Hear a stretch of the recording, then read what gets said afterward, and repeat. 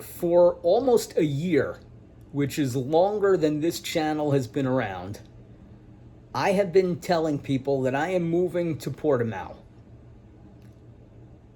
And today I'm here to tell you I'm not.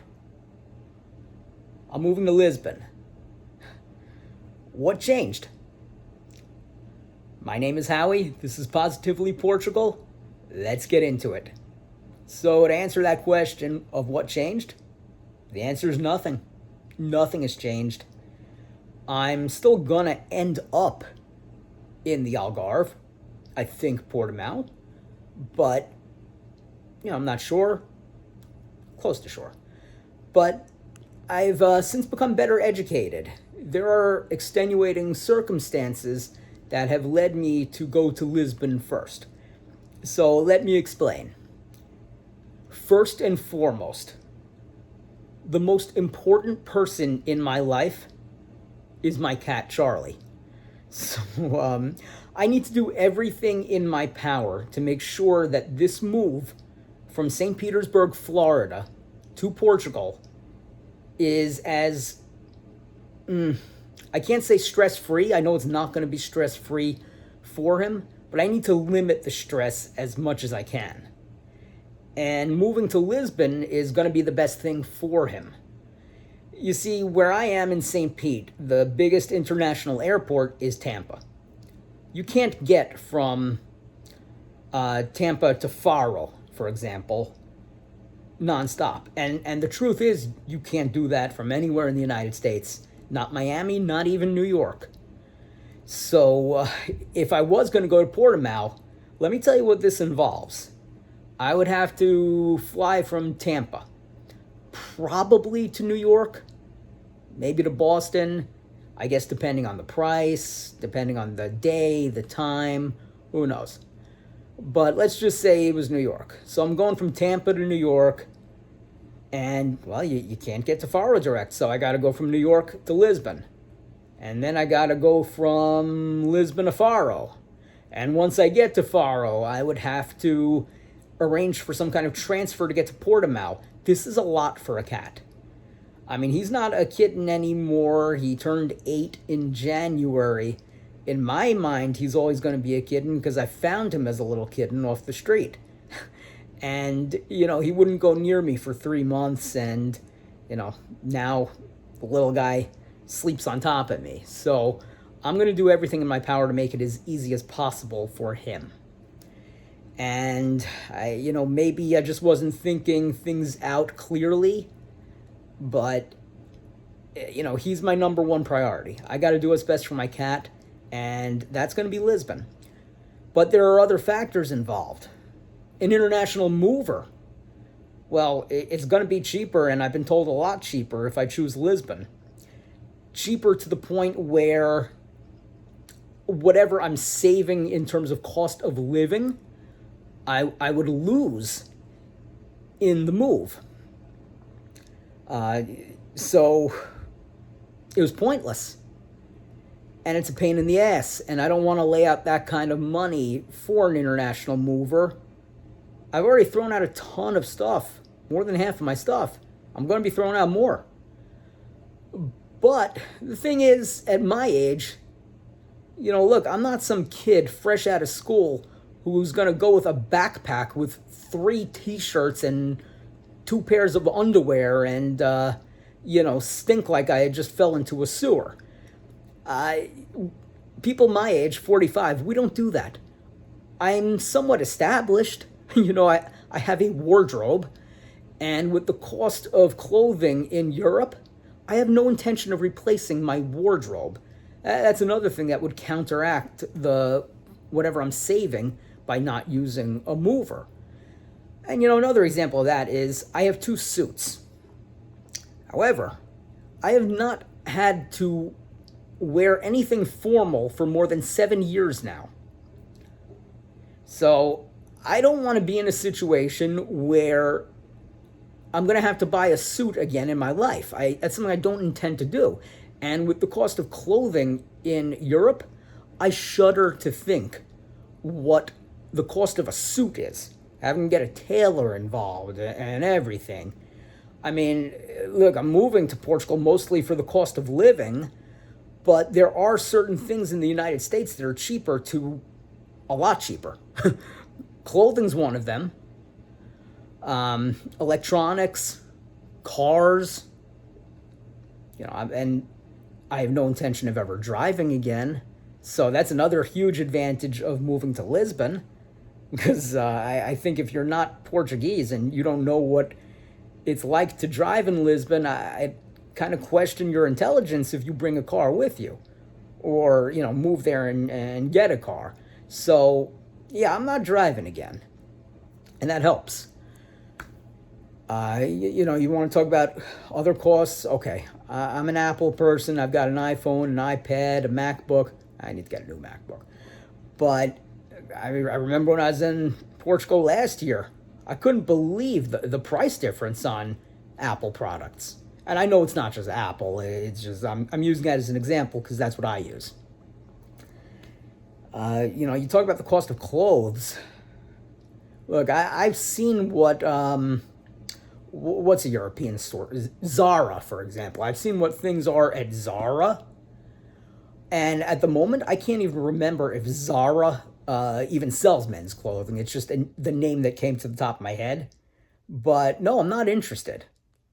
Also, El Corte Inglés. There are some in Portugal. I've seen what the prices are. And no, I'll happily take my clothes with me.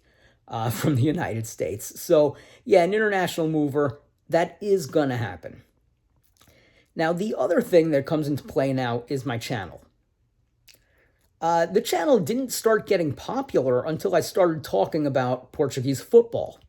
And that was never the intention of my channel. It's just something that happened. And look, it was a very welcome surprise. I mean, look, I love football, so why not?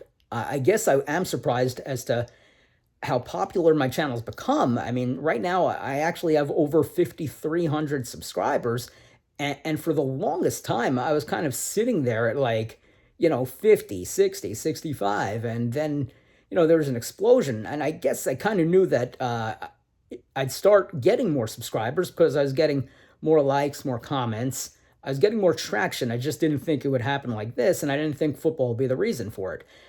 I suppose I tapped into something. Maybe there's not too many people talking about Portuguese football on YouTube. And, look, it's not that I'm doing any kind of a spectacular job with it. There's no interviews, there's no video highlights. But I think for a lot of people, maybe it's just a refreshing change. It's something that they had been looking for, and, I'm doing everything I can to constantly improve. And like I've said in the past on earlier videos, the editing is going to get there. It's just, right now, video editing's not an option while I'm still working 55 hours a week. Once the channel is monetized, that's when I can start looking at video editing and make this look more professional and more enjoyable for all of you. It's just, look, I still have some things to do. I'm not monetized yet, although I will say the channel is actually getting very close. I'm hoping that in a month, maybe a month and a half, that I will qualify for monetization. And I know that's not going to pay my bills right off the bat. The channel has to continue to grow. I'm still going to need more subscribers, more views, more comments, more likes. So there's a lot of work involved. I'm not going to, sit here and say that this is hard work. Making videos on YouTube is probably one of the easiest things I've ever done, but I don't want to say that this is a walk in the park. It's not.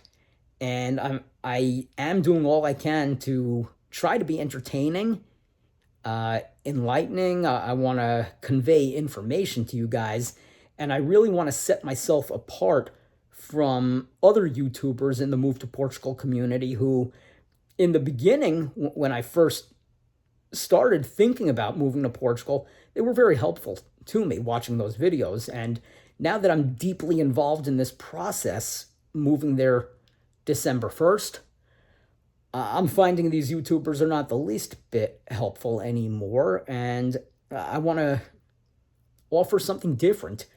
A lot of these guys are making themselves the star of the videos. And like I've talked about before, I don't want to be the star. I want Portugal to be the star. But that brings me to my next point about the channel. Because of how popular it's gotten as a result of football videos, I've decided that one of the projects that I want to work on is for the 25-26 season, not next season, but the season after. I want to follow a Primera Liga team around the entire season. I want to attend every home game, every away game, even the Taça games. I mean, I'm not going to go to any Liga de Portugal Taça games or Taça da Liga. There's two Taças, actually. One is the Taça de Portugal, and then there's the Taça da Liga. The Taça da Liga is a bunch of nonsense. To me, it's league and Taça, and that's it. And if you're fortunate enough to be in a European competition, of course, there's that. So if I had chosen to move to Portimao, there's two problems with that. Portimonense, there's an excellent chance that they will be relegated at the end of this season. And if not this season, if they escape it somehow, there's a good chance they'll get relegated next season. I don't think that the channel is going to grow very well by me going around to second division football stadiums. Not that there's anything wrong with that. I have all the respect in the world for the second division, even the third division. But I want the channel to grow, and the channel is going to grow faster if I'm following a Primera Liga team around. Now, even if Portimonense was halfway decent, and they're not, but even if they were, you look at the road games, there's only one other team in the Algarve. That's Firenze, out of Faro. Every other away game, I'm going to be going to Lisbon or the Lisbon area. But I would say probably half the teams in the Primera League are from the north of the country. So you're looking at buses or trains. Let's say I wanted to take a bus from Portimao to Porto. Well, I think we're going to be looking at 7 hours, 7.5 hours, maybe longer, with stops along the way. What if there's traffic? And then you got to get back, to Portimao. I don't know if I want to do that so many times in one season. So the logical thing would be, of course, to move to the north of the country, where the most Primera Liga teams are. But, I've been to Porto twice. There's nothing wrong with it. They're the sweetest people in the world. I love people from Porto. I had the time of my life at the Dragão when I saw Porto play against Sporting. That was in the spring of 2019. But look, Lisbon, it's just one of those places that is extremely special to me. I've always said on this channel, Lisbon is my favorite city in the world. And if I'm not going to move to the Algarve just yet, and again, I will move to the Algarve, but if I'm not going to move there just yet, then to me, there's no other choice but Lisbon. So now I got to pick a team that I'm going to follow around. Now, I don't want to follow around either Benfica or Sporting. In the case of Benfica, I just don't like them, so I don't want to watch, 34 league games with them, however many Taça games, and I certainly don't want to follow them around in a European competition. The same would go for Sporting in that matter. There's a cost involved. I got to get to whatever city, whatever competition. I have no idea what the formats are of these things anymore, but if I were to follow Benfica or Sporting around for an entire season, that would be a very costly thing. And, when you're talking about the domestic league and the Primera League, there's a lot of stadiums that have between 5,000 and 8,000 seats in the stadium. And to get an away ticket, not easy. And the locals are going to fill up that stadium. So I don't think it's the easiest thing in the world to see, Benfica or Sporting at, let's just say, for example, I don't know, Rio Ave. Yeah, we'll just say that. So I think the smart thing would be if I were to follow Casa Pia around. Now, I don't think they're getting relegated. I know they're not getting relegated this season, and I don't think they'll get relegated next season either. So I do think that they'll be in the Premier Liga for the 25-26 season. And yeah, I think that is my plan, to follow Casa Pia around for an entire season. Every home game, every away game, whether it be league or Tasa. I'm not going to have to worry about the cost of a European competition because they're not going to play in any European competitions. But that's kind of what I want to do. I want to document all of that on video the entire season. Who knows? Maybe there will be an underlying story like a relegation battle. Now, this has been done before in Italy. I read a book once called A Season with Verona. There's another Italian book called The Miracle of Castel di Sangro. I don't remember if the guy who wrote that one followed Castel di Sangro around for every single game, but I do know it happened in Verona. So if somebody could do it for Italy, then somebody could do it for Portugal. And if somebody can do it for Portugal, then hey, why not me? But that's where the channel is going. And in non-football things, once I get to Portugal, once I get to Europe, of course, you're going to see a video of me running with the Bulls in Pamplona, me at La Tomatina, me at Oktoberfest in Germany. So there's going to be so many cool things, football and non-football, coming. And of course, with proper video editing. What I really want to say before I wrap things up is thank you to all of my subscribers. I am so grateful for you. You guys mean the world to me.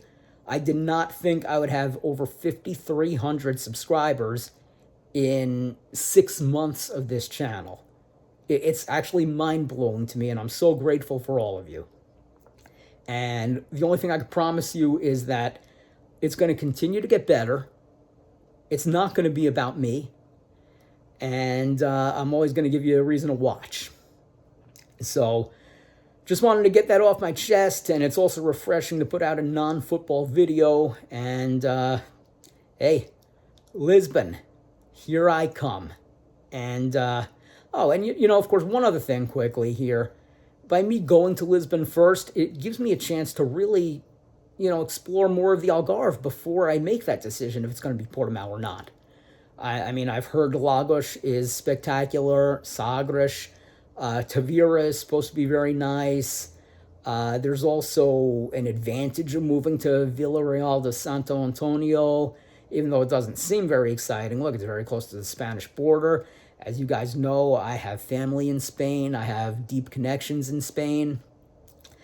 But, we'll cross that bridge when we get to it, or as I like to say, we'll jump off that bridge when we get to it.